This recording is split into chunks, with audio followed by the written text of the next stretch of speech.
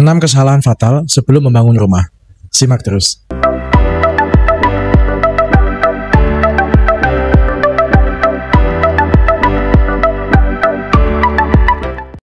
Assalamualaikum warahmatullahi wabarakatuh, teman-teman.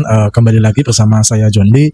Saya akan sharing tentang kesalahan-kesalahan yang lazim dilakukan sebelum membangun rumah. Nomor 1, tidak punya desain rumah dan RAB. Langsung bangun tanpa gambar kerja dan hanya mengandalkan ide berjalan, itu sama saja dengan pemborosan. Karena risiko salah membangun, bongkar pasang, itu cukup tinggi.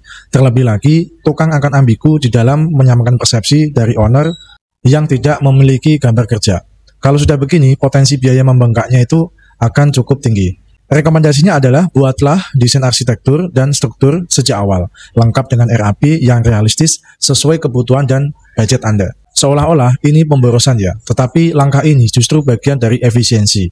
Analoginya, ibaratnya kita mau pergi, gambar arsitek dan RAP itu adalah Google Map-nya. Nomor 2, salah memilih tukang atau kontraktor. Asal pilih karena murah sering berujung kecewa. Pekerjaan molor, hasil tidak rapi, atau bahkan ditinggal sebelum selesai. Belakangan, banyak yang viral di medsos terkait kasus ini.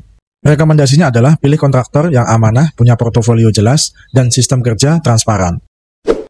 Nomor 3, tidak mengurus izin mendirikan bangunan atau PPG. Banyak yang menganggap izin bisa menyusul, padahal tanpa izin rumah bisa kena sanksi atau sulit dijual di kemudian hari. Rekomendasinya adalah urus PPG atau persetujuan bangunan gedung sejak awal sebelum pondasi dikerjakan, agar legalitas rumahmu itu nanti aman. Izin-izin seperti ini juga mempengaruhi analisa kredit bank dan bisa menghambat administrasi khusus lainnya. Nomor 4, tidak ada timeline dan pengawasan proyek. Tanpa jadwal dan pengawasan, proyek mudah molor dan kualitas bangunan akan menurun. Kadang material diganti, pekerjaan asal-asalan, dan biaya terus bertambah. Rekomendasinya adalah buatlah timeline mingguan dan lakukan pengecekan rutin minimal seminggu sekali. Ini tidak akan menjadi masalah jika Anda menggandeng kontraktor pilihanmu, karena timeline biasanya menjadi satu paket dengan gambar kerja, RAP, dan desain arsitektur dari sang kontraktor.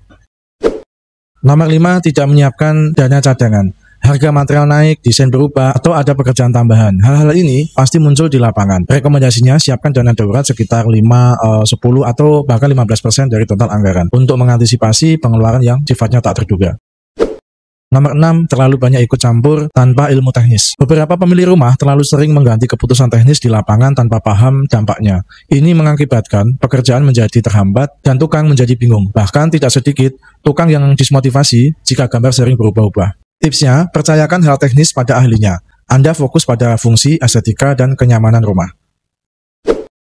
Bangun rumah bukan cuma soal uang, tapi soal perencanaan dan komunikasi. Hindari 6 kesalahan ini biar rumah impianmu berdiri kokoh, indah, dan tanpa drama. Demikian video kali ini, semoga bermanfaat. Saya akhiri. Assalamualaikum warahmatullahi wabarakatuh. Salam 5 waktu.